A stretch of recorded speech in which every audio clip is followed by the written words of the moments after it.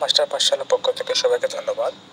আজকে আমরা একটি বৃত্তের ব্যাস 6 সেন্টিমিটার হলে বৃত্তটির ক্ষেত্রফল নির্ণয় করো অঙ্কটি সমাধান করার চেষ্টা করব। তো অঙ্কটিতে দেওয়া আছে বৃত্তের ব্যাস 6 সেন্টিমিটার, তাহলে দেওয়া আছে বৃত্তের ব্যাস 6 সেন্টিমিটার। যেহেতু ব্যাস দেওয়া আছে, আমরা যদি ক্ষেত্রফল নির্ণয় করবো ব্যাসটাকে ব্যাসার্ধে পরিণত করব। তো আমরা দেখতে পারি দেওয়া আছে বৃত্তের ব্যাস ডি সমান সমান 6 সেন্টিমিটার। এখন এই ব্যাসটাকে আমরা ব্যাসার্ধে পরিণত করব। ব্যাসার্ধে পরিণত করলে যেহেতু ক্ষেত্রফল দেওয়া আছে, ক্ষেত্রফল বের করতে হবে, সেজন্য আমাকে ব্যাসটাকে ব্যাসার্ধে পরিণত করব। তাহলে আমরা দেখতে পারি বৃত্তের ব্যাসার্ধ আর সমান সমান ব্যাসটাকে 2 দিয়ে ভাগ দেবো। ডি ব্যাস হচ্ছে 6 সেন্টিমিটার আর হচ্ছে 2 দিয়ে ভাগ দিলে হয় 3 সেন্টিমিটার। 3 সেন্টিমিটার। এখন আমরা লিখতে পারি বৃত্তের ক্ষেত্রফল।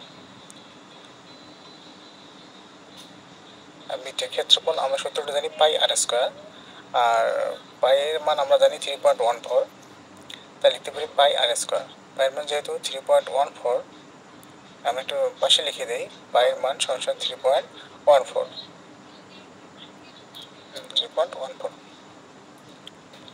এখন পাইয়ের মান আমরা 3.14 বসাই ইন্টু, যেহেতু আর এর মান 3 বের করলাম, 3 উপর যদি স্কোয়ার আছে 3 উপর স্কোয়ারটা আমি দেবো 3 স্কোয়ার। এটা আমরা এখন বর্গ সেন্টিমিটার লিখব।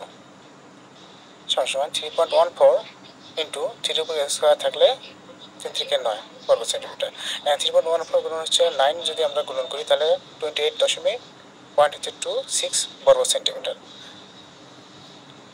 যেহেতু অঙ্কটি উত্তর চাইছে বৃত্তটির ক্ষেত্রফল, আমরা লিখতে পারি আমরা বৃত্তটির ক্ষেত্রফল অথবা বৃত্তের ক্ষেত্রফল সমান 28.26 বর্গ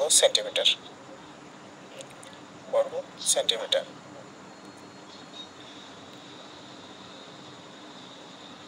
এটি হচ্ছে নির্ণয় উত্তর। ধন্যবাদ সবাইকে, ভালো থাকবেন।